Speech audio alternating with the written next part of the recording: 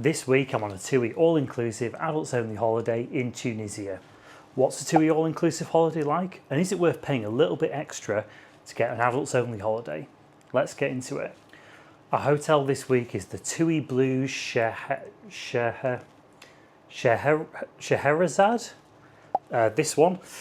This is on the east coast of Tunisia in Sousse. We picked this because we've not been to Tunisia before, and it was an easy direct flight with TUI from our home base in Newcastle down to here. Now, I used to not be a big fan of all-inclusives. It didn't feel like real travel, and I just didn't really see the appeal of sitting on a sunbed all day and doing nothing. But as I've got a bit older, I've started to appreciate taking things easy every now and then.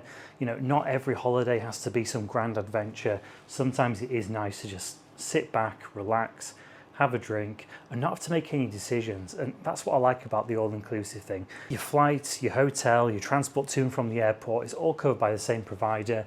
You've got all your food and your drink included, so from a budgeting standpoint, you don't need to think about anything else.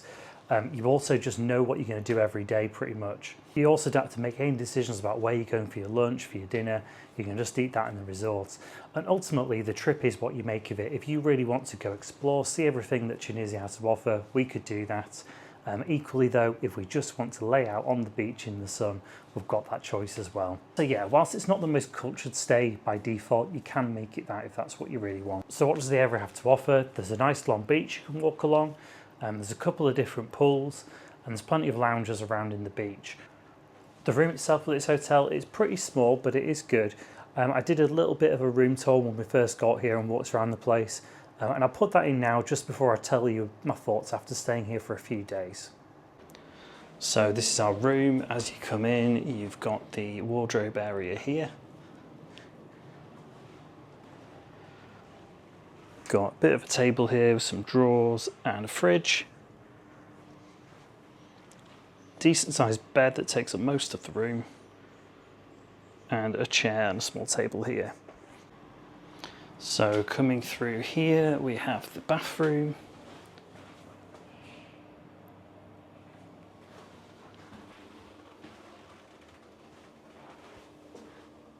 And we have our TUI Blue robes and slippers. But best feature by far is the swim up pool area, leads out onto the beach. So that was the view when we first got here. A few things that I'd just like to add on to that. It is quite a small room, it's a tight space. This bed does take up most of the room. It's not the most comfortable bed in the world either. It's a little bit firm.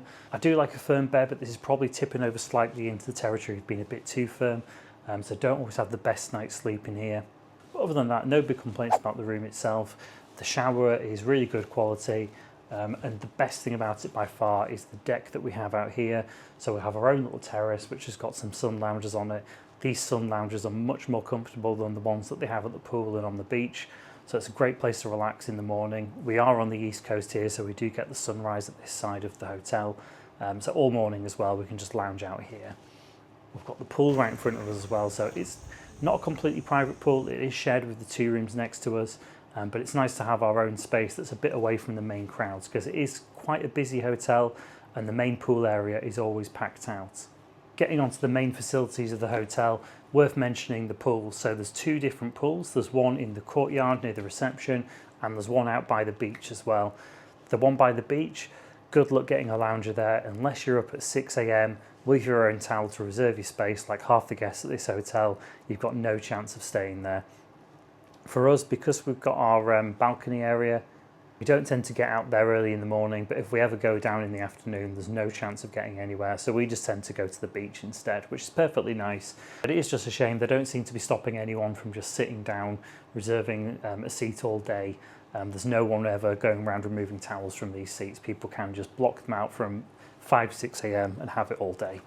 It's not the biggest resort in the world. It's a decent size, but nothing crazy. The main things to do during the day are just sunbathing, swimming and relaxing around. But there are other facilities to use.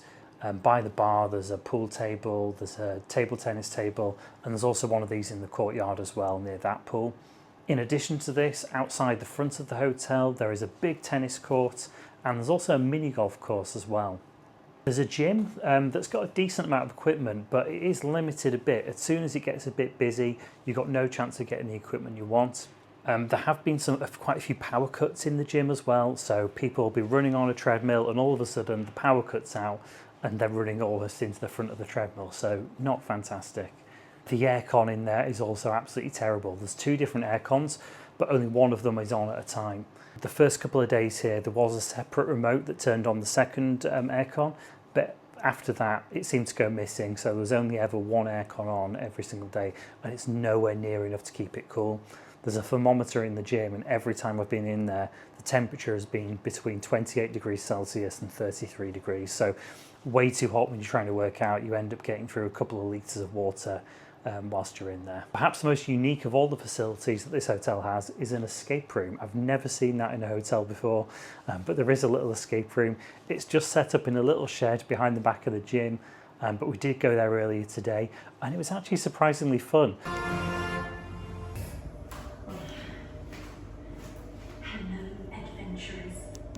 For the final clue we had to go through, there was one part of it that didn't quite work. I don't think it had been reset properly. There's a mirror that you were supposed to fog up and get a clue from that, but I think the cleaner had been in there and given it a good wipe down, so that didn't actually work. But aside from that, it was good fun, and it was nice to be able to do something a little bit different.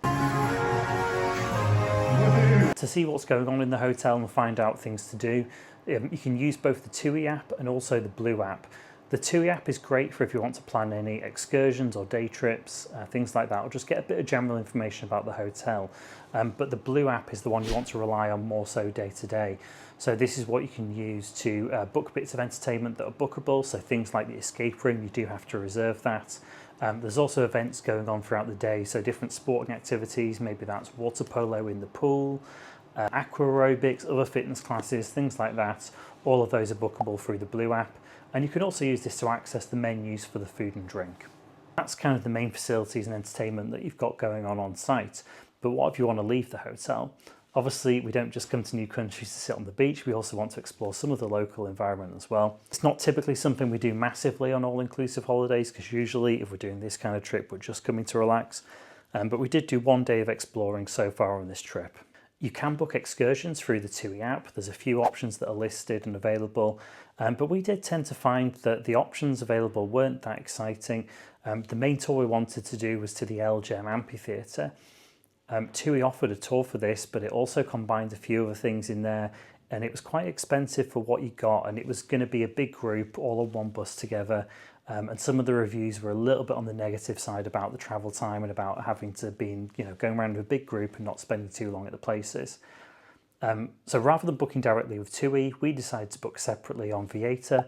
We managed to find a private tour that would just take us to the Amphitheatre, and we got a lot more free time around than some of the group tours did and really got to explore.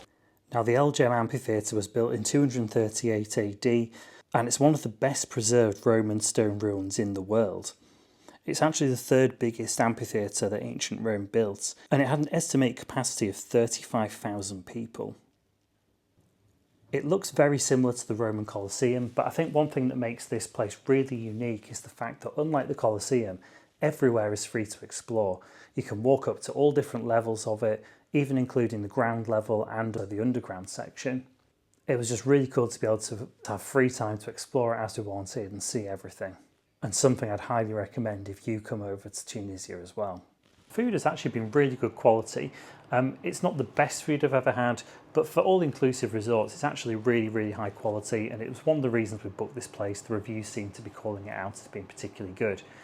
For lunch, there's a choice of 2 places. There's an a la carte restaurant down by the beach. That's our favourite one to go to. It's just a nice setting to just sit in the shade with a view of the beach and the water and just have a nice a la carte meal, and it's good sizes and good quality food.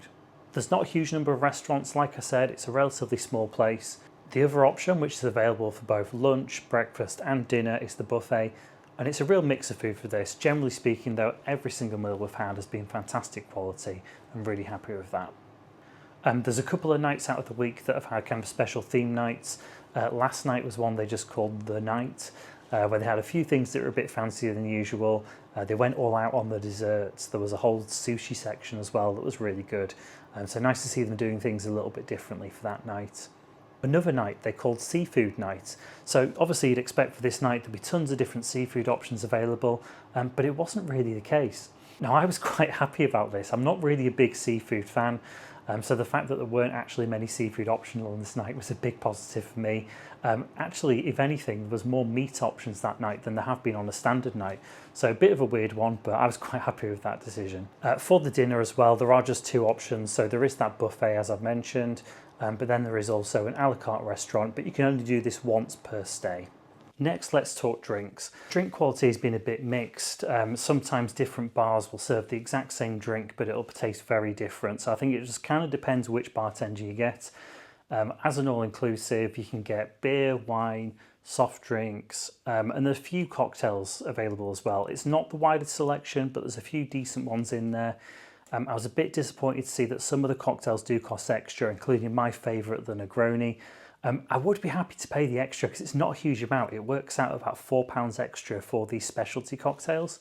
But considering the quality of the regular cocktails can be a bit hit or miss, I didn't think it was worth parting with money for the specialty one, just in case it wasn't the best. Another thing that's worth mentioning on the food is it's not available 24/7.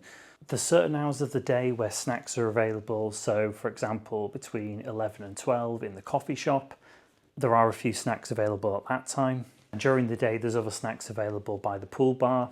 But from late afternoon up until dinner time at 7 o'clock, there's a good couple of hours where there's absolutely no food available at all, which is a bit disappointing. Sometimes you just want a small snack to keep you going, but it doesn't tend to be available.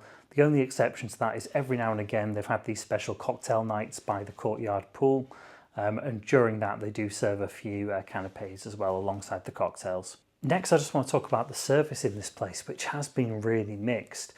I'd say about 10% of the staff have been absolutely exceptional, really go the extra mile, super friendly, really attentive. If you finish a drink, by the time you finish it, there's another one sat in front of you, things like that. Another 10% have been just about fine, good service, nothing that stands out, but, generally pretty good. And probably the other 80% have been pretty poor, to be honest. A lot of people will just be sat there frowning. If you go and ask for a drink at the bar, they seem so inconvenienced by you. You try and order food, it's the exact same thing. Be quite disappointed with the cleaning staff in the room as well. I've got to be honest, there's a lot of times where they've taken things away, such as the towels, but they've not actually replaced them. They've never really stocked up our shower gel and shampoo. They've done that once during the whole time we've been here. So yeah, that is one aspect that's been a bit disappointing about the stay, unfortunately. Like I said though, there is that 10% that have been really outstanding. And was it worth paying a premium for adults only? Well, when we were booking this, there were quite a few hotels that seemed to have quite similar facilities, similar reviews, similar quality food, things like that. The adults only one though, it was the more expensive option of the ones we were looking at. I think there was about a £100 per person premium to go for this option. And for me, that is absolutely worth it. This isn't me trying to bash kids or families or anything, but if I'm coming to an all-inclusive, the trip is all about relaxing. I would only do this kind of stay when I want to switch off from everything, just lie back, relax in the sun, and have a nice time. And I think sometimes when you go to these hotels that do have kids, it just changes that atmosphere a little bit. I think particularly around the pool areas, although a lot of hotels will now have a certain pool that's for adults only, and then they'll have a separate one that's for families. Not such an issue there, but there are some of them where it's all combined, and the pools are just a bit of a splash zone, not necessarily somewhere to relax in. And you really notice it as well in the evenings at dinner times. Often the buffet restaurants in those kind of hotels can feel a bit more like catering. It tends to be a big open area and a lot of noise. Whereas in this one, the buffet restaurant actually was still quite a nice setting. It's somewhere you can still have a relaxing dinner and there's not crazy noise levels. But those tend to be honest, the only main areas you notice it, just with the dinner times and also at the poolside. Overall though, it's a great experience. It's not our first TUI holiday and I doubt it'll be our last as well. I think for us, it's just paying for that convenience of a direct flight from Newcastle. We're so used to flying out of Heathrow with BA and having delayed flights and hassle. And when we're going for this kind of holiday, we just want a nice, relaxing, stress-free time. So being able to take a direct flight from Newcastle with TUI, get straight to the hotel without needing to book any transfer, just having it sorted, and just being able to relax all week, just get food when we want it, have whatever we want, without needing to worry about paying or anything like that. It's just a nice relaxing time and a good way of recharging. So how much did all this cost? Well, the standard fare for the flights, the 7 nights accommodation and the all-inclusive food and drink was £976.50 per person. We paid a £126 each for upgrade for the swim-up room. At the time of booking, these were actually the only rooms available to us, so that wasn't an optional choice, but having experienced it, I would select that again. Finally, we paid £49 each for extra space seats on our flights, bringing the grand total to £1151.50 per person. Well worth it if you ask me.